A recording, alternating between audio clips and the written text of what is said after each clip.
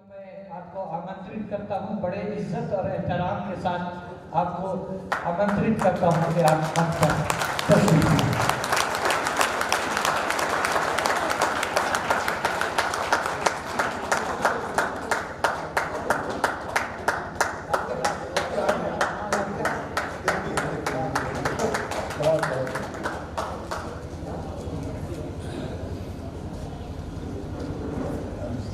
मेरे बहुत ही और आप सब लोगों के भी बहुत सम्मानीय आज के समारोह के अध्यक्ष इंदर सिंह नामधारी जी हमारे बीच में, क्योंकि हम लोग की फ्रीडम स्ट्रगल के टाइम के आदमी आज के तो है नहीं, आज़ादी की लड़ाई लड़ी जा रही थी उस वक्त के आदमी। और जैसे आप लोग को बेहद प्रसन्नता है कि हम हमारे साथ बैठे हुए हैं नीलकंठ सहाय जी, इस सबसे बड़े मेरे लिए गौरव की बात है। ऐसा महसूस करता हूँ कि स्वतंत्रता सेनानी बैठा हो, इतनी देर से बैठा हो, धैर्य से बैठा हो, ये भी जो सीखने की बात है। सच पूछिए तो मैं भी आपसे सीख रहा हूँ। सच्ची बात ये कि इसीलिए मैं धैर्य नहीं हो रहा था, शांति से सबको सुन रहा था। तो ये सब प्रेरणा स्रोत लोग बैठे हैं ना। सुरेंद्र जी बैठे हैं, जोराम जी का विचार भी आज आ गया, सदीकी साहब बैठे हैं, शुक्ला जी चंद्रशेखर शुक्ला जी का हो गया, दिनानाथ तिवारी जी का भी विचार आ चुका, अनिल कुमार जी का भी विचार आ चुका, मनोज कुमार जी का भी आ गया। लेकिन विजय कुमार चौबे जी का इसलिए नाम पढ़ता हूँ कि बहुत कुछ बताते मेरे बारे में, लेकिन नहीं बोले, लेकिन नाम मैं जरूर लूँगा, लिखा हुआ मेरे पास। और प्रमोद सिंह जी भी लाते हाथ से हैं, कुछ कहना चाहते थे लेकिन समय का अभाव हो गया। राजकुमार पांडे जी बैठे हैं, कामेश्वर बैठा जी का विचार आ चुका। और आप सभी मेरे लिए बहुत सम्मानित, आदरणीय, प्रिय साथियों और मित्रों और परिवार के सदस्यों, हमने अपने को कभी अपने जीवन में पलामू के सभी लोगों के परिवार के सदस्य के अतिरिक्त कुछ भी नहीं ज़्यादा समझा। ये मैं आपको स्पष्ट बता दूँ कि मैं कोई सुपरमैन हूँ, बहुत बड़ा लीडर हूँ, मिनिस्टर हूँ, गवर्नर हूँ। ये पलामू के आप लोग के परिवार के का सदस्य होना ही मेरे लिए बहुत गौरव की बात रही अपनी जिंदगी से। इस वजह से रही कि पलामू में पिछड़ापन था, तो क्या मेरे को छोड़ करके थोड़ी पिछड़ापन था, उस पिछड़ापन का तो मैं भी शिकार था ना। तो हम उस दर्द को समझते थे, लेकिन हमें बहुत बड़ा मौका मिला, और वो मौका मिला पढ़ने के वक्त। ये आज के जो हमारे विद्यार्थी या नौजवान साथी या कॉलेज के जो विद्यार्थी, सभी लोगों के लिए ये बड़ा प्रासंगिक है, ये इसको समझना जरूरी है, क्योंकि उस वक्त तो पढ़ना भी बहुत मुश्किल काम था। और किसी राज्य का, किसी क्षेत्र का विकास करने में शिक्षा का सबसे बड़ा महत्व होता है, ये मैं जानता हूँ। चूँकि मेरे पिताजी गांधीवादी थे, बहुत पढ़े लिखे नहीं थे, बिल्कुल गांधीवादी थे, और गांधी जी की बात की चर्चा हमसे करते थे, और पंडित मदन मोहन मालवीय जी की भी चर्चा करते थे वो, आपसे बताएं। क्योंकि जो आपका परिवार है, सभी का परिवार, जो जितने लोग बैठे हैं, परिवार सबसे पहला स्कूल, सबसे पहला स्कूल। तो मेरे पिताजी हमेशा कहते थे कि देखो, तुमको ये बात समझना है कि गांधी जी बहुत बड़े व्यक्ति हुए और हमारे राष्ट्र के राष्ट्रपिता हुए आगे चल के, तो गांधी जी का ही आदर्श रखना जरूरी होता है आदमी को। और गांधी जी के अगर विचारधारा को समझना है तुमको, अब स्कूल और इसकी पढ़ाई की बात मैं नहीं कह रहा हूँ, अब इस वक्त के समय कम है ना, तो तुमको काशी हिंदू विश्वविद्यालय में पढ़ना पड़ेगा कि वहीं तुम्हारी शिक्षा दीक्षा होगी। पटना कॉलेज बहुत नामी है, बहुत अच्छा है, बहुत अच्छे अच्छे लोग वहाँ से भी निकलते हैं, लेकिन तुम्हारी शिक्षा दीक्षा काशी हिंदू विश्वविद्यालय में होगा, क्योंकि वो राष्ट्रीय विश्वविद्यालय बन गया था। मुझे आप लोग बताएं, सब बहुत विद्वान लोग भी आप लोग मेरे सामने बैठे हैं, मंच पर बैठे हैं, क्या दुनिया में कोई एक मिसाल है कि भिक्षाटन करके और विपरीत परिस्थिति, आप अभी विपरीत परिस्थिति की बात किए थे कि एक सुरेंद्र जी अपने स्पीच में कि एक किसान परिवार में जन्म लिया हुआ आदमी, तो शिक्षा का इसलिए मैं जिक्र कर रहा हूँ आप लोगों से कि एक भिक्षाटन करके अंग्रेजों के ज़माने में, जब कुछ चाहते ही नहीं थे कि लोग यहाँ के पढ़े, सरकार नहीं चाहती थी, अंग्रेजों की सरकार, कि शिक्षा का विस्तार इस देश में हो। और उस परिस्थिति में मालवीय जी ने भिक्षाटन करके 1916 में ऐसा विश्वविद्यालय बना दिया जो एक अद्भुत एग्जाम्पल आज भी दुनिया में, सिर्फ भारत में नहीं, अद्भुत एग्जाम्पल है। भिक्षाटन करके तो किसी ने नहीं बनाया। हमको कोई बता दे, आप लोग पढ़े लिखे, कि इंग्लैंड में कोई चंदा इकट्ठा करके इतना बड़ा विश्वविद्यालय बना दिया हो, अमेरिका में बना दिया, किसी देश में बना दिया हो। ये सब भारत की विशेषता है, हमारे देश की है कि यहाँ का व्यक्ति, एक वकील, साधारण ब्राह्मण परिवार में जन्म लिया हुआ व्यक्ति, उसने जब एक संकल्प लिया कि शिक्षा का विस्तार अंग्रेज कराएं या न कराएं, हम तो विश्वविद्यालय बना करके भारतवर्ष में शिक्षा का विस्तार करके रहेंगे, और उन्होंने विश्वविद्यालय बना करके दुनिया को दिखा दिया। और शायद मैं वहाँ नहीं पढ़ता तो शायद मेरा जीवन ऐसा नहीं होता। मैं आपको स्पष्ट बताऊँ इस बात को। इसलिए जब हम पढ़ के आए, मेरे पिताजी का निधन हो गया 19 वर्ष में, मेरे कोई बड़े भाई नहीं, बैकग्राउंड पता हो गया। अच्छा हुआ सुरेंद्र जी ने ठीक ही बताया, किसान परिवार, गांव में सड़कें नहीं थी, जान लीजिए। अब वो सब कहानी कहने लगी तो लंबी चौड़ी हो जाएगी, लेकिन मेरा एक विचारधारा बन गया। काशी हिंदू विश्वविद्यालय में पढ़ते थे, उसी वक्त बन गया, क्योंकि हम पलामू को नहीं जानते थे, ऐसी बात तो थी नहीं। अपनी मातृभूमि को कौन नहीं जानेगा। जब मेरा इसी जिले में जन्म हुआ तो क्या मैं अपने ही जिले को नहीं जानता था क्या? और इसी जिले में पढ़ाई लिखाई हुई। हमारी पढ़ाई लिखाई तो उस वक्त खैर बिहार एक ही था, लेकिन यहीं तो हुई, बुनियाद तो यहीं से पढ़ा, परिवार में पढ़ा, आगे भी पढ़ा। तो हमारे दिमाग में आया, और हम 2 ही भाई थे, तो हमने अपने छोटे भाई से कहा कि देखो भाई, पलामू तो बड़ा पिछड़ा है एकदम, और छतरपुर और भी पिछड़ा है। आपको ताज्जुब होगा कि छतरपुर थाना में सबसे पहला ग्रेजुएट हम लोग कहिए तो, जिसकी 62,000 आबादी उस वक्त थी, अब तो बहुत हो गई, पहला ग्रेजुएट। अब इससे पिछड़ापन का दूसरा एग्जाम्पल क्या हो सकता है? पहला ग्रेजुएट हुआ वहाँ छतरपुर थाने का। तो मेरे मन में लेकिन आग वो जल रही थी, आग जलाना चाहिए विचारों एकदम जल रही थी। तो हमने अपने भाई को कहा कि देखो, परिवार को तो तुम देखो, बड़ा कठिन रास्ता में मुझको से गुजरना पड़ेगा, बहुत कठिन रास्ता से, बड़ी चुनौती भरा जीवन रहेगा, लेकिन मुझे तो आगे आना पड़ेगा, और बहुत कठिनाई के साथ, लेकिन मैं एक विचारधारा से चलूँगा और उसका मिसाल खुद दूंगा, उसको उसका मिसाल मैं खुद दूंगा, और दे करके लेकिन उसमें आना पड़ेगा। तो मेरी शुरुआत हो गई, आप जानते ही हैं। लेकिन काशी हिंदू विश्वविद्यालय में जब मैं पढ़ता था तो बड़े लोगों की जीवनी पढ़ता था। आप लोग भी बड़े लोगों की जीवनी जरूर पढ़ें, बहुत प्रेरणा मिलती है इंसान को। अब गांधी जी का, जवाहरलाल नेहरू का, सरदार पटेल का, राजेंद्र बाबू की जीवनी, राजेंद्र बाबू का एक हमको मिसाल देना बहुत जरूरी है, क्योंकि हम जब विद्यार्थी थे तो हमको तो सबका शौक था ही ना। और काशी हिंदू विश्वविद्यालय में 10,000 विद्यार्थी पढ़ते थे उस जमाने में जब हम लोग पढ़ते थे, और सारे देश के विद्यार्थी वहाँ पढ़ते थे। तो हम लोग गए, एक डेलीगेशन लेके राजेंद्र बाबू गए, वहाँ गए तो मिलने में एक दिन देर हो गया, लेकिन हम लिखा हुआ था मेरा नाम पहले, और उसका मतलब कि बिहार। तो हर एक, देखिए, कोई भी कितना बड़ा व्यक्ति हो, लगाव तो अपने मातृभूमि से होता ही है ना। तो राजेंद्र बाबू के यहाँ हम लोग चार विद्यार्थी थे, 4, लेकिन बिहार के हम ही सिर्फ थे। तो मेरा नाम लोगों ने पहले, होशियार आजकल सभी लोग हैं, तो मेरा नाम लिख के दे दिया, और पोस्ट में बिहार भी लिख दिया। तो एडीसी के यहाँ गया तो राजेंद्र बाबू को दिखाया।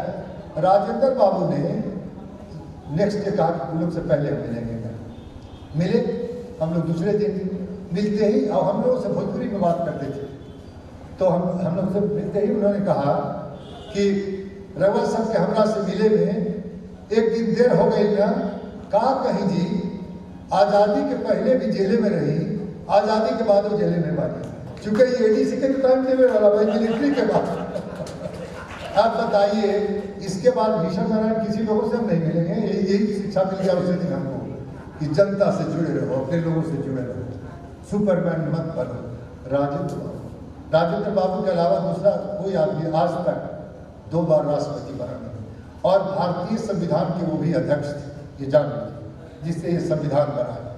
और शेख साहब को जरूर मैं कहना चाहूँगा कि जिन लोगों ने संविधान बनाया है वो मामूली लोग तो थे, वो तो क्योंकि ये प्रश्न उठा है तो उनको बताना पड़ेगा। वो लोग थे, जैसे मोमबत्ती देखिए वो जल रही है, ये जल जाएगी लेकिन रोशनी दिखा रही है। उन लोगों ने भारत का संविधान बनाया है जिन लोगों ने मोमबत्ती या दीप की तरह अपने को जलाया है, तब हम लोग लोकतंत्र की रोशनी में जी रहे हैं और समझिए आगे बढ़ रहे हैं, देश आगे बढ़ रहे हैं। भारत की संविधान सर्वोपरि।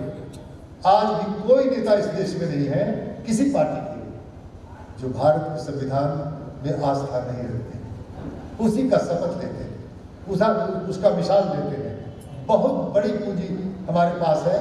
और अगर आप कंस्टिट्यूएंट असेंबली की जब प्रोसीडिंग पढ़ेंगे तो उसमें आपको ये बात मिलेगा कि कई लोगों ने गांधी जी को भी कंसल्ट किया, सब लोगों ने ये कहा कि कैसे चलेगा प्रजातंत्र यहाँ पे हमारे इस देश में, कुछ आपको कुछ पर सोचना चाहिए। लोग बहुत पढ़े लिखे तो नहीं है, ये नहीं, लेकिन सारे नेताओं ने इस बात को रिजेक्ट कर दिया कि भारत का संविधान बनेगा और भारत में लोकतंत्र और सिर्फ लोकतंत्र होगा जिसमें भारत की जनता मालिक होगी, दूसरा कोई मालिक नहीं होगा। यही आपका संविधान चाहता है। तो जब मालिक लोग ऐसा भाषण दें कैसे काम चलेगा? मुझे बताया, आप मालिक हैं, भीष्म नारायण मालिक नहीं है। ये हर एक राजनीतिक व्यक्ति को समझना होगा। और आपका मिसाल अच्छा हो, हमने क्यों कहा आपको बुलवाने के लिए? मैंने कुछ याद रखें, आप विश्वास नहीं आज करेंगे, आप ईमानदारी से अगर सेवा करेंगे समाज का, आज की जनता गरीब भी हो इतना बड़ा उसका एक कर्मी आपसे नहीं लेगा, ये समझिएगा। हम क्यों कुशियारा का नाम लिया? 67 में कांग्रेस के खिलाफ तूफान और मीरा जी छोड़ के हम किसी नेता को नहीं बनाए। मीरा कुमार जी वो पढ़ती थी तभी से हमको ताल्लुक, दिल्ली में हम जाने लगे थे ना, क्योंकि हमारे मन में तो जरूर था पलामू कैसे बने। मैं आपको सच बताता हूँ, तो दिल्ली नहीं जाते और बनना जरूरी नहीं है कि बनेगा तभी आदमी दिल्ली जाएगा। दिल्ली में लोगों से, जैसे आप लोगों ने कहा कि लोगों से मिलना चाहिए, अपनी समस्या रखनी चाहिए, ये तो मेरे स्वभाव में था ही था। तो हमने कहा मेरे चुनाव में सिर्फ मीरा कुमार आए और मीरा जी इतना हमारे ऊपर कृपा की, मैं चिट्ठी लिख दिया उनको कि बाबूजी को नहीं बुला रहे हैं, आपको मेरे चुनाव का हुसैनाबाद में उद्घाटन करना। वही सिर्फ आई और उन्होंने उद्घाटन कर दिया। और उस उद्घाटन समारोह में भी अब कई लोग हुसैनाबाद के अब नहीं है उस वक्त के, और कुछ लोग हैं सब बात जानते हैं। हमारा 5 पैसा नहीं मीटिंग को ऑर्गेनाइज करने में खर्चा हुआ, उत्साह से हिसाब मामला हम ही लोग ऑर्गेनाइज करते थे। बताइए, इतनी महानता है। आपने जानिए ये महानता मेरे दिल में बैठा है, ये समझ लीजिएगा आप लोग सब। हमारे लिए आप सर्वोपरि है और रहे भीष्म नारायण सर्वोपरि नहीं है, नहीं थे, न है, न आगे रहेंगे। सर्वोपरि आप सब लोग मेरे लिए। तो जब आ गई चुनाव हम लड़ने लगे, अब देखिए कि कितना महान दिल है लोगों का। 6000 खर्चा, कोई विश्वास करेगा? कुशियारा के शेख जी लोग समझिए कि पूछ लीजिए, हमारे चुनाव के 2 दिन पहले तमाम से लोग बुलाए जाते थे, खर्चा आप लोगों का होता था खिलाने का। ये नहीं कि भीष्म नारायण वहाँ पैसा भेज दिए तब खाने का इंतजाम हो रहा है, सामने है, इसलिए गवाह पक्का यहाँ है। नहीं तो आजकल हम भाषण बहुत बढ़ा चढ़ा के दे देते हैं, सच्चाई से दूर रहता है। और अच्छा हुआ कि 6000 वाली बात हमने कल कहा कि आज ये कुछ गई। वो देखिए बैठे हुए हैं, पूछिए तो हमने कोई पैसा भेजा सबको बुलाने के लिए? सब लोग आप लोग बुलाते थे और बुला के कहते थे कि भीष्म बाबू को हम लोग को देखना। और एक दफे वहां तय हुआ 99% वोट हमारा हमको मायने का मिला। भी जान लीजिएगा 67 आंधी तूफान खेला। मीरा कुमार आई, दलितों का 99% असली हम गांधी जी ही करते थे। इसका पूरा आप राजनीतिक लोग ध्यान रखिएगा। गांधी जी कहते थे कि चाहे राजनेता हो, राज्य की सरकारें हो, पॉलिटिकल पार्टी हो, आप जो भी करते हैं, जब तक अंतिम व्यक्ति जो है, सबसे अंतिम व्यक्ति, सबसे गरीब, उसको अगर उससे भला नहीं होता है तो आपका कार्यक्रम बेमाने। ये मेरे दिमाग में बैठा हुआ था, नहीं तो मैं मीरा कुमार को बुलाता वहाँ, और एकदम दिमाग में बैठा रहा, आज भी बैठा हुआ है। तो मीरा कुमार है, कुशियारा शेख जी की बात आप सुन चुके।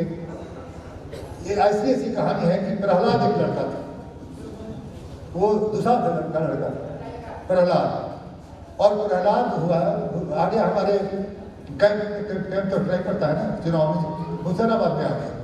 तो प्रहलाद आया तो हम कहे प्रहलाद बहुत गरीब है, तुम कली नगर चले जाओ, लेकिन 5 रुपया तो पटुआ में रख लो, यहाँ से सुसी गवा अभी तक हमको नाम गाँव का याद है, आपको जान लीजिए। लेकिन अब अजब आजकल नामधारी जी, आजकल अजब एक रिवाज चल गया है, सुना है मैंने, हर एक बड़े पार्टी में लोग ये कहते हैं 70 वर्ष से कोई ऊपर हो गया तो उसका मेमोरी डैमेज हो गया।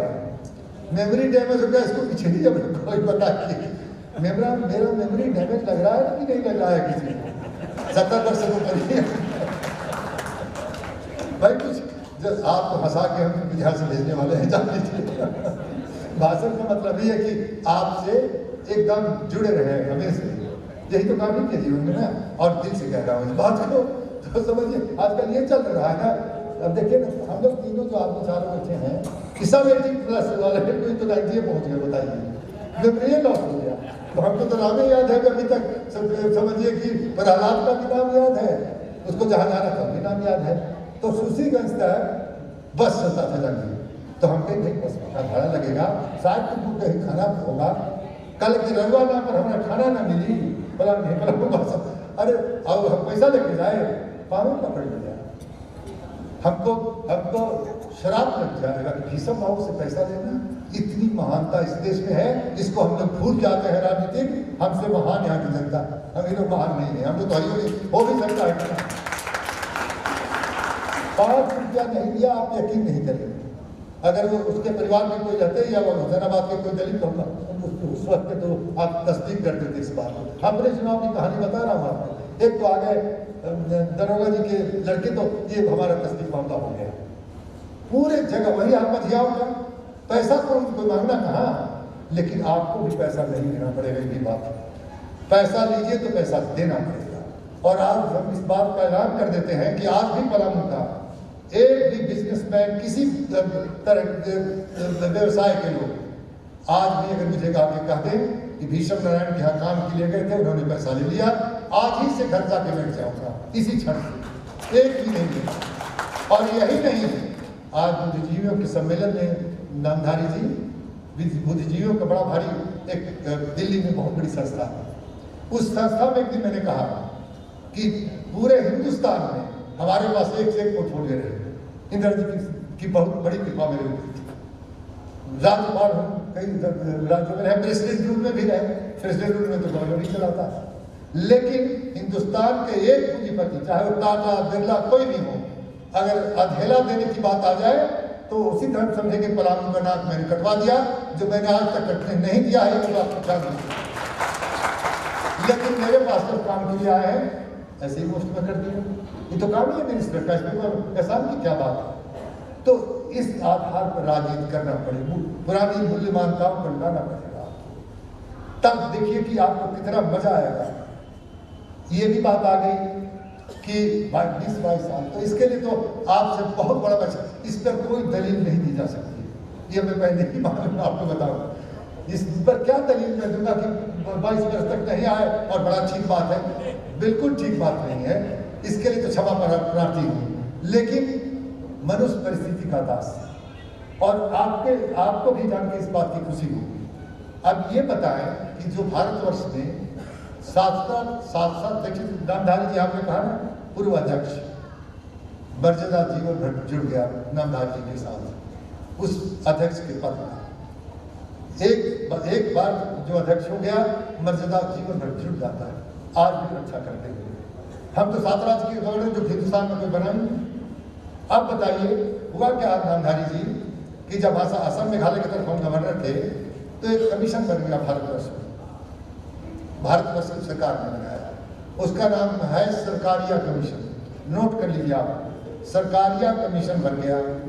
इसलिए बना कि राज्यपाल की क्या भूमिका होनी चाहिए। अब वो उनको भी पता चल गया होगा कि भीषम नारायण बड़ा फेयर टाइप के गवर्नर है, तो हमारे एक भी पहुंच गए, और जज साहब, जज उसके चेयरमैन वहाँ पहुंचे और हमसे कहे बाबू, तमाम से राय ये आ रही है कि राजनीति में रहने वाले लोग, इसको जरूर सुनेंगे आप, कि राजनीति में रहने वाले लोग अगर राज्यपाल हो जाए, संवैधानिक पद पर चले जाए, खास करके राज्यपाल, तो उनको एक बात का ख्याल रखना चाहिए कि ठीक है पार्टी को राय सलाह दे दें, लेकिन सक्रिय राजनीति नहीं करना चाहिए। ये सब लोग कह रहे हैं। तो मैंने उनसे कहा कि 100% सही बात है। मैं इस बात से सहमत हूँ कि उनके जीवन में तो, क्योंकि ये आप लोग और दूसरी बात जान लीजिए, संविधान में 2 ही पद ऐसा है, एक तो राष्ट्रपति का, एक राज्यपाल का, जिनका शपथ एक है। जानिए शपथ सबका अलग, चीफ जस्टिस इंडिया का भी सब शपथ नहीं है, जो मुख्य न्यायाधीश देश के, उपराष्ट्रपति का भी शपथ नहीं है, प्रधानमंत्री का भी वो शपथ नहीं है, मुख्यमंत्री का वो शपथ नहीं है। शपथ क्या है राष्ट्रपति का? To preserve protect constitution in the law, वही है गवर्नर का, to preserve protect constitution in the law और वेलफेयर ऑफ द पीपल के लिए हम काम करेंगे। ये शपथ आपकी लॉयल्टी, और मैंने 1 दशक से ज्यादा गवर्नर रहते हुए भी इसका ध्यान रखा। इंदिरा जी को कहा, आप इंदिरा जी की बहुत क्रिटिसिज्म लोग भी करते हैं, करने कहा बहुत पावरफुल लीडर थी, लेकिन हमसे तो कभी नहीं कहा कि विषम नारायण तुम राज्यपाल होकर गलत काम कर रहे हो। सही बात कहना पड़ेगा। और जब उनसे मैंने कहा ठीक है सबकी समस्या बड़ा जटिल है, जाना होगा, निष्पक्ष से काम करना होगा, वो लड़के सब मिनिस्ट्री में आएंगे, इंदिरा जी आप निश्चित रहिए। उनको भी पता था ना कि विषम नारायण को यहाँ से भेजना ही है, वहाँ नहीं तो आसम जल रहा था तब मैं राज्यपाल हो गया। जिन जिन राज्यपाल जगहों में राज्यपाल रहा, आराम करने वाला पद नहीं था, आपको मैं बता दूं। तो लेकिन उसमें इंदिरा जी से मैंने कहा कि madam the moment I will take oath I will not be your party. फिर ठपठपाया इंदिरा गांधी में। दुनिया की सच्चाई यही है जो मैं आपको बताता हूँ। इंदिरा गांधी मेरी कोई रिश्तेदार नहीं थी, लेकिन हकीकत कहना हुआ था। उन्होंने कहा फिर ठपठपाया हम, और ये सब बात मेरे दिमाग में रहा बताए। तो मैं जब आ गया दिल्ली तो नेचुरली सबसे राय सलाह तो होना ही होना था। अब बताया मुझे मनुष्य परिस्थिति का दास होता है, और जैसे नामधारी जी ने बहुत अच्छी बात कही कि अब ये बहुत ही आज़ादी महसूस करते हैं समाज सेवा करने में, पाबंदी है नहीं। तो हमने देखा वहाँ, अच्छा वहाँ तो पढ़े लिखे लोग काफ़ी हैं, अखबार पढ़ लेते हैं, कठिन भी रहता है लोगों के पास। तो कहेंगे विश्वनाथ जी अब ये बताया सक्रिय राजनीति में होगी कि नहीं। कांग्रेस के लोगों को भी मैंने कहा, जो शीर्ष नेता नीचे, हमको नीचे किसको कहना था बताएं। बहुत सारे लोग कांग्रेस में अभी भी हैं, वो विजय चौधरी जी जानते हैं, शुक्ला जी जानते होंगे। इंदिरा जी के ज़माने में बड़े से बड़े जिसका नाम नेता का नाम आप सुनते होंगे, उनको भी इंदिरा जी कहती कि जरा विषम नारायण से मिल के आ जाइएगा, क्योंकि मुस्कुराहट बड़ा काम देता है। आपको बताएं, मुस्कुराहट वाली बात चल रही थी ना कि एक बार क्या हुआ, ये भी थोड़ा चुटकुला में होते रहना चाहिए, जो लेकिन हकीकत है। एक बार क्या हुआ, संसदीय कार्य मंत्री भी हम थे, तो इंदिरा जी, हम और हिदायतुल्लाह साहब थे वाइस प्रेसिडेंट इंडिया के, हम तीनों ही थे। तो हम ऐसे खड़े देखे, तो इंदिरा जी ने कहा हाँ विश्वनाथ जी पार्लियामेंट, तो हिदायतुल्लाह साहब ने कहा मैडम क्यों परेशान, आपने तो ऐसे संसदीय कार्य मंत्री को बना दिया है कि उसके मुस्कुराहट से ही विपक्ष साथ देने लगती है, तो आपको कौन प्रॉब्लम आने वाला। ये हमने नहीं कहा, हिदायतुल्लाह साहब ने कहा, हर आदमी से मुस्कुराहट जुट जाएंगे लोगों के साथ, लोगों के दिल में खुशी आ जाएगी। ये जीवन में हमको कांग्रेस होना चाहिए। परिस्थिति तो हमको मामूली मुकाबला, अब सोचे ना कि खेती कराने से लेके और दिल्ली तक पहुंच जाना और हिंदुस्तान भर की सेवा करना कितना कठिन रास्ता हो सकता है। कठिनाई को कठिनाई नहीं समझना होता है। हर जीवन में कोई ऐसा व्यक्ति नहीं है जो जिसके सामने चुनौती ना आए, लेकिन चुनौती को मुस्कुराते हुए फेस कीजिए और सफलता निश्चित आपकी होकर रहेगी। ये मैं अपना अनुभव बता रहा हूं। तो उसी पाबंदी में हुआ क्या कि हमको दिल्ली में सिद्ध करना पड़ गया, जिसमें काफी समय लगेगा। लेकिन दूसरे तरफ हमने बहुत अच्छा जो अभी तिवारी जी ने कहा, वो हम बराबर को भूले नहीं, हम काम करते रहे, लेकिन उसमें हमको दिल्ली में, चूंकि दिल्ली में समझिए कि बुद्धिजीवी का केंद्र है, भारत की राजधानी है, हमको सिद्ध करना था वहाँ के लोगों को कि बिना पद के भी बहुत बड़ी सेवा देश से की जा सकती है। जो अभी हम अध्यक्ष महोदय ने पहले ही स्पीच में कहा था, हम सबका ध्यान से स्पीच सुनते हैं। पूछिए कि ये आदत कब से पड़ गई आपको? जब से हम संसदीय कार्य मंत्री थे ना, तो संसदीय कार्य मंत्री से स्पीकर साहब कह रहे थे ना कि नाम स्पीकर बोलना ही नहीं, समझिए। तो संसदीय कार्य मंत्री का मर्दूद का ऐसा रोल है कि उसको भी सबका स्पीच सुनना पड़ता है। अब मेरी आदतें पड़ गई तो इस आदमी की स्पीच सुनते नहीं तो झुकते थोड़े लगते हैं, वो तो सुनते ही रहते हैं ना, थोड़ी वो आदत पड़ गई ना। तो इसलिए समझिए कि संसदीय कार्य मंत्री भी मैं रहा ही, तो वहाँ दिल्ली में मुझको सिद्धि करना था कि बिना पद पर रहे इंसान, गांधी को तो कोई पद नहीं था, जयप्रकाश को कोई पद नहीं था, जान लीजिए हम बिहार की एक एग्जाम्पल बिहार का है। लेकिन क्या हुआ, बहुत बड़ा दिन, जयप्रकाश जी की भी इसी डाल्टनगंज में मैंने मीटिंग करवाया, आपको दिवाली की याद, जयप्रकाश जी को अकाल के समय में, और यही एयरपोर्ट भी मैंने नहीं, सब आपको वजह से बना है। एयरपोर्ट जो है ना, अकाल के समय में महामाया बाबू चीफ मिनिस्टर से वो भी आ गए, जैसे अनिल साहब ने कहा ना कि अपने स्पीच में, मेरा ख्याल है भारत तो कर दिया है सबका, मनोज जी ने शायद कहा कि प्रधानमंत्री से भी कहा तो काफी करेंगे ना, हमारा कोई दुश्मन नहीं है, जानिएगा यहाँ भी कोई दुश्मन, पूरन चंद जी मेरे छोटे सबकी क्रिटिसाइज किए हुए, और मैंने भी पूरन चंद जी का भी क्रिटिसाइज किया, यही भी आप जान लीजिएगा। क्या दोस्ताना रिश्ता, सिद्धांत अपनी जगह पर है, लेकिन प्रेम से कैसे नहीं रहेंगे। नामधारी जी से कम प्रेम है, इनका भी बहुत बड़ा प्रेम है, लेकिन अभी अपनी ही बात कहने का अवसर मुझे दिया आपने, नहीं तो और भी बात मैं कहता, मगर अब नोट कर लिया कि किसका कौन बात कहना बहुत जरूरी। तो ये सिलसिला जब आप रखेंगे, सफलता होगी। चुनाव का तो बता ही दिया आपको। दूसरी बात कही गई सेकुलरिज्म की भी बात कही, देखिए उसमें क्या है कि संविधान की बात कह दिया मैंने, शेख साहब इस पे थोड़ा मुखातिब होंगे। देखिए संविधान, तीन चीज हमारे पास बहुत बड़ा अस्त्र है। सबसे तो भारत की जनता मैंने बता दिया, भारत का संविधान बता दिया। दूसरा भारत का तिरंगा झंडा। आप बताइए कि हिंदुस्तान के किस हिस्से में, किसके घर में दूसरा झंडा फहराता हो? तमाम तिरंगा झंडा फहराता, सरूप उसी को देते, समझिएगा। ये दूसरा हुआ। और तीसरा हमारा जो राष्ट्रीय गान, जनगण मन अधिनायक जय हो, ये राष्ट्रीय गान अमूल अस्त्र है इस देश को दिया है। इसको कोई वायलेट करे नहीं कर सकता, करने से उसको लाभ होगा, ये मैं आपको बता, उस लाभ होने वाला नहीं। लेकिन इन सब चीजों के बावजूद ये जो चार बातें तय हुई हैं आजादी के बाद, उसको हमेशा हमें ध्यान में रखना चाहिए। पहली बात लोकतंत्र का है। अच्छा, लोकतंत्र के बारे में आपको बता दें, 5-7 मिनट में खत्म करूँ। हमको जानते हैं कि खाने का टाइम भी होने वाला लोगों का, संक्षेप में कहना ही पड़ेगा। आर्काइव में आप चले जाइए, अध्यक्ष जी आप चले जाइए दिल्ली आर्काइव्स में, और आज़ादी के सेनानी बैठे हैं, उस वक्त का अखबार निकालिए। और चर्चिल ने कह दिया, मिस्टर चर्चिल ने, कि भारत में तो कतई लोकतंत्र सफल होने वाला है, क्योंकि इटली ने तो आज़ादी दे दी हम लोग को, लेबर पार्टी के लीडर प्राइम मिनिस्टर थे। नेक्स्ट डे ही उनका स्टेटमेंट आ गया, रिटर्न स्टेटमेंट, कि कभी भी भारतवर्ष में लोकतंत्र सफल नहीं होगा। सुन लीजिए क्यों, कि वहां पे 100% लोग बढ़े नहीं हैं, ये रिसर्च सर्टिफिकेट ने कहा। क्योंकि आजाद जब हम लोग हुए ना तो 8% लोग बढ़े थे, 8 ओनली 8। और दूसरा उन्होंने कहा कि ज्यादातर लोग एक ही कल्चर को नहीं मानते, ये दूसरा उन्होंने तर्क दिया मिस्टर चर्चिल।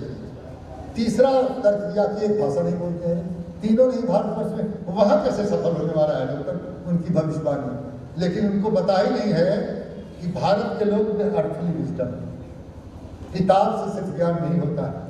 किताब से ही सिर्फ ज्ञान हो जाए तो कामराज जी चीफ मिनिस्टर नहीं होते, तमिलनाडु के, और एक से एक मिसाल मेरे पास, टाइम नहीं है।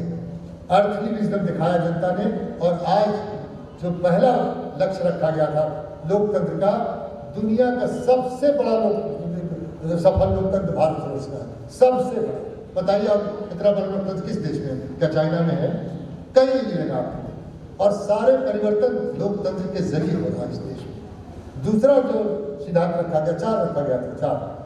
दूसरा रखा गया कि सेकुलर कंट्री होगा, ये था सब। हम भी पूजा पाठ करते हैं, यह जान लीजिएगा। और आप अगर धर्म जानना चाहते हैं तो बता दें कि हम जब से पढ़ते हैं नामधारी, सभी धर्म को तो मानते ही हैं, लेकिन पूजा पाठ में खुद यकीन करते हैं। आज तक किसी मकान में हम नहीं रहे जिसमें माँ दुर्गा की फोटो पहले न लग जाए, चाहे वो राजभवन ही क्यों नहीं हो, वो लग गया तभी उस घर में रहे। अब तक इस जीवन की अब तक नहीं सकता। जब हम अपना धर्म मानते हैं तो इंसानियत सबसे बड़ा है। हम कैसे दूसरे धर्म की इज्जत नहीं करेंगे बताइए मुझको आप। धर्म मानने वाला दूसरे धर्म की इज्जत नहीं करे तो खुद ही अपना धर्म तो नहीं मान रहा है। हिंदुस्तान में इंसानियत सबसे बड़ा धर्म, तो इसलिए हम समझिए सेकुलर कैरेक्टर रखा गया कि हिंदू मुस्लिम सिख ईसाई आपस में सबका योगदान इस आज़ादी को दिलाने में है। सेकुलर कैरेक्टर होगा ये रखा गया। तीसरा रखा गया कि महिलाओं में भेदभाव ना, जेंडर डिस्क्रिमिनेशन नहीं हो, ये तीसरा लक्ष्य रखा गया देश का। आज़ाद होने के बाद बता रहा हूँ, आज़ादी की सेनानी इनको काटेंगे तो उनको खुशी होगी कि गलत कह रहे हैं, जेंडर डिस्क्रिमिनेशन नहीं होगा। और उसमें हम लोग आगे बढ़े कि बहुत कुछ करना है। ऐसे बिहार में तो काम हुआ है, मेरा झारखंड में भी हो जाए तो अच्छा रहे। कम से कम नीतीश कुमार ने 50% रिजर्वेशन पंचायत में तो कर ही दिया है। अब ये दौर चला है, समझिए पार्लियामेंट में डिमांड हो रहा था 33% रिजर्वेशन महिलाओं के लिए हो जाए। और लेकिन जिस देश का नाम हम लोग के जबान पर तुरंत चला आता है, अमेरिका का, ये मुझे बता दीजिए कि अब तक 250 वर्ष से ऊपर का आज़ादी वहाँ है, क्या अमेरिका में एक भी महिला राष्ट्रपति अब तक हुए हैं जो जिसका नाम तुरंत हम लोग लेने लगते हैं अमेरिका का? भारत बस अमेरिका से आगे वाला देश है, जान लीजिए। सिर्फ धन दौलत होने वाला देश आगे नहीं होता, और यहाँ भी धन दौलत दिन दुगना रात चौगुना बढ़ रहा, बढ़ के रहेगा। अब देखिए वहाँ पे कि राष्ट्रपति अब तक नहीं बना। हमारे यहाँ तो राष्ट्रपति बन चुकी श्रीमती प्रतिभा देवी पाटिल। अब आ जाइए, लोग अध्यक्ष यहाँ बैठे हैं। हमारे यहाँ मीरा कुमार जी सबसे पहला लोकसभा अध्यक्षा बन चुकी। अभी की सरकार में भी देख लीजिए, लोकसभा अध्यक्षा महिला है। कई राज्यों के मुख्यमंत्री महिला है। सर्विसेज में महिला हो रहा है, लेकिन संतोष अभी नहीं होना है, बराबरी मिलाना, ये भी लक्ष्य था। और चौथा जो लक्ष्य रखा गया, इकोनॉमिक इक्वलिटी, ये लक्ष्य है देश का गांधी। इकोनॉमिक इक्वलिटी, आर्थिक दृष्टि से भी समता होना चाहिए, कोई गरीब नहीं इस देश में रह जाए। और इसलिए भी रखा गया कि आप बताइए कि दुनिया में कोई देश ऐसा है जहाँ एक दरिद्र को नारायण कहा जाए? एक देश दुनिया को बता दें यहाँ दरिद्र भी नारायण है जिसकी पूजा की जाती है, तो पूजा करेंगे और भूखे रखेंगे, किसी का चलेगा? हम लोग की भी दायित्व है, समाज की, सरकार की तो अपनी जगह पर ही है, आगे हम लोग बढ़े और दूसरे को भी बढ़ाए। ये उद्देश्य था, आप लोग जान लीजिए। पलामू में भी मेरे काम करने का ये उद्देश्य। और ये आपको हम बता दें, सुरेंद्र जी है बीएन कॉलेज के सेक्रेटरी, हम कदमे उसमें नहीं डाले हैं, जान लीजिए। और हमारे ग्रैंडसन बता रहा था लॉ कॉलेज में हम गए कहाँ, ये तो समाज देखेगा। हम यहाँ का और कॉलेज यूनिवर्सिटी को जरूर देखेंगे, वहाँ तो उन लोग का देखना काम है। ये लक्ष्य लेके मैं जीवन में चला गया। तो ये बड़े लक्ष्य जब होंगे, अब मेरी जीवनी लिखने की बात नहीं कह दिया, देखिए मैं जरूर जीवनी लिख सकता हूँ, इसमें कोई रोक नहीं। लेकिन अभी तिवारी जी कई बात बता दी, जीवनी में तो सच बात लिखी जाएगी ना। ऐसी ऐसी घटनाएं मेरे जीवन में ऐतिहासिक हुई हैं, अच्छी बुरी हर किस्म की। तो जब किताब लिख दूंगा मैं, बिकेगा सबसे ज़्यादा, ये भी जान लीजिए। अगर पैसा मेरा उद्देश्य होता, पैसा मेरे जीवन का कभी भी उद्देश्य नहीं था। अगर उद्देश्य होता तो simple living and high thinking, लेकिन मैं नहीं करता, ये अब जान लीजिए। और सब को मैं बताऊंगा, कभी ऐसा नहीं रहा। अब देखिए, बीके का बहुत जोरदार, मैं आपको बता दूं, लेकिन दुनिया में मुझ पर आगे चल के कोई विश्वास नहीं करेगा कि भीष्म नारायण से बतिएबा का, तो बतिएबा से किताबें लिखती है। अब बताइए, चाहे उस जिसके बारे में लिख रहे हैं उस वर्गवासी हो गया हो, कुछ हो गया, उसकी इज्जत खत्म ही हो जाए। ये काम पलामू में धरती में पैदा हुआ आदमी ये काम नहीं करेगा। हम लोग इज्जत बढ़ाने के लिए रहे हैं जीवन में, किसी की इज्जत मरने के बाद भी घटाने के लिए नहीं, तो लिखना पड़ जाएगा। अब तुम्हारी भी कहिए ना, ये सही बात है। अगर मैं चीफ व्हिप पार्टी का नहीं होता, जगजीवन बाबू की मैंने बहुत इज्जत किया हमारे बिहार के लिए, जानिएगा। और एक से एक घटनाएं होती हैं, लड़के सब आजकल जानते ही हैं, और मैंने उठाने नहीं दिया, ये हकीकत है। और एक नहीं, अनेकों लोगों की बातें आएंगी, और सब बड़े बड़े नेता हैं, बड़े बड़े सभी पार्टियों के नेता हैं। तो वही सब आपको विश्वास में आपसे बात किए लो, और आप किताबें लिख दीजिए, लिख रहे हैं आजकल। और सरकारी नौकर तो और लिख रहे हैं, आपसे क्या बताएं। यस सर करके उन्हीं के अंदर नौकरी किए, भाई इतना आप नैतिकवादी हैं तो उसी वक्त लिख देते ना कि ये गलत काम मंत्री जी कर रहे हैं। जब मंत्री जी हट गए, आप रिटायर हो गए, सारा ज्ञान खुल गया, सारी पुरानी बातें जारी बताइए, किताब लिखने की। मैं कभी ऐसा काम नहीं करूँगा। और आपको धन्यवाद, आप लोग जो अपने खुद लिखना वाली दीजिए, मैं अपना नहीं लिखा सकता भी और मैं खुद लिखूंगा। कुछ तो वसूल रहा है जिन्होंने तब तो पलामू से धान रोपवाते वहाँ तक पहुँचे हैं। वसूल मैं नहीं छोड़ता, अपने परिवार के लिए भी नहीं छोड़ता, ही बच्चे लोग जानते हैं इस बात को। उनको भी कहते हैं कि सिंपल लिविंग, हाई थिंकिंग में रहो, अच्छा काम करो। माता पिता, अच्छा माता पिता के बारे में हम जरूर बोलेंगे कि बोलना मुझे बहुत जरूरी है, क्योंकि उसके बारे में इन्होंने कविता तब सुनाई है कुछ लोग, वो भी ये जरूरी है। आप देखिए, ये हम लोग नहीं कह रहे, गांधी जी ने कहा है। गांधी जी ने 3 बात हमें से कहा, और राष्ट्रपिता तो वही है भाई, तो सब लोग मानते हैं कि 3 बात हो तुम कभी नहीं करता। ये गांधी का शब्द, ये मेरे पिताजी घर पे बनाए हुए, जब हम स्कूल में थे तभी। माता पिता अगर ना हो बताइए आपका अस्तित्व कहाँ से आएगा? जब उन्हीं के आप नहीं होंगे तो दुनिया में किसके होंगे? माता पिता को श्रेष्ठ स्थान है ना, उनकी सेवा एक सबसे बड़ा धर्म होना चाहिए। दूसरी चीज कहते थे मातृभाषा, हम इसको जहाँ अंग्रेजी में भी बोलने के लिए कहा जाता है तो मैं पूछ लेता हूँ, इस तमिल भी हम सीखे, 20 मिनट आपको खुशी होगी। तमिलनाडु में लोग कहते हैं कि अंग्रेजी के बिना काम ही नहीं चलेगा, वहाँ तो राज्यपाल में थे, तो मैंने किया क्या, तमिल पढ़ लिया। संस्कृत से भी कड़ा है, तमिल मैंने पढ़ा हुआ, राज्यपाल को पढ़ना भी चाहिए। जब हम 4 लाइन 10 लाइन तमिल में बोलेंगे, मुझे हिंदी में बोलने से कौन रोक देगा? क्योंकि तमिल भी तो हमारी मातृभाषा है ना, हम उसके बाद हिंदी में बोलेंगे। एक आदमी ऑब्जेक्ट नहीं, यहाँ तक कि ज्ञानी जैल सिंह जी को बुलाया गया तो हमसे पूछे कि क्या करेंगे, हम लोग करीब भी थे इंदिरा जी के कैबिनेट, क्या करेंगे? हम कहा हिंदी में बोलेंगे ना, क्यों आवाज़ नहीं आएगी? इतना राजपाल का तो मॉरल ताकत, नॉट संविधानिक पावर, मॉरल ताकत, वो मॉरल ताकत मेरे पास है। आपके बोलने के पहले तमिल में मैं आपको रिक्वेस्ट करूँगा, फिर बोलेगा कौन? ज्ञानी जी पूछे हमसे, ज्ञानी जी हिंदी में बोलते रहे, कोई इतराज नहीं। भाई तमिल भी तो हमारी मातृभाषा है, तो गांधी जी कहते थे कि दूसरी मातृभाषा। और तीसरे, सारे जहां से अच्छा हिंदुस्तान हमारा राष्ट्रभाषा, राष्ट्र अपना राष्ट्र। और इसमें अंतिम समाप्त करने कर ही रहा हूँ और कर ही दे रहा हूँ। इसके बाद आपका के लिए आभार प्रकट करूँगा कि देखिए ना, अंग्रेजी की कहावत है, दिल भर जाता है ना। हम लोग कोई डाई हार्टेड आदमी तो है नहीं, भारत का हर व्यक्ति सहृदय होता है, हम लोग डाई हार्टेड आदमी नहीं है। इतना प्यार मिलेगा तो दिल तो भर जाएगा। तो अब हमने पास सभी नहीं, इस सब में आप लोगों को धन्यवाद, मैं आभार प्रकट करूँ। बस यही कहूँगा कि आप लोगों की कृपा मेरे ऊपर बनी रहे, जैसे बनी रहती थी। मैं आपके लिए सेवा जो भाव रखता रहा हूँ, रखता था, रखता हूँ और रखता रहूँगा। ये बात आपको हम जरूर कहेंगे आज के दिन में। और इंदिरा जी की कैबिनेट मिनिस्टर जब मैं था, ये आखिरी याद रखिएगा इस देश के बारे में, तो एक अंतरिक्ष यात्री सबसे पहले 80 के दशक की बात है, सबसे पहले गए अंतरिक्ष। बहुत सारे लोग उनका नाम आपको जानते हैं। सबसे पहले अंग्रेजी में एस्ट्रोनॉट बोलते हैं उसको, सबसे पहले अंतरिक्ष में स्पेस में गए। तो हम इंदिरा जी के मिनिस्टर थे ही, वो इंदिरा जी के पास लोग आए वैज्ञानिक, और आकर लोगों ने कहा कि मैडम ऐतिहासिक दिखा, हम लोगों ने वायु भवन में इंस्टॉल किया है सारी चीज़, आपको कनेक्ट कर देंगे, जरा आप बात कर देंगे तो अच्छा रहेगा। तो इंदिरा जी हमको विष्णु नारायण जी कहते थे, जिसके देखे भी बड़ी झगड़ा आपने किया उससे, लेकिन वो कहते ही थी विष्णु नारायण जी।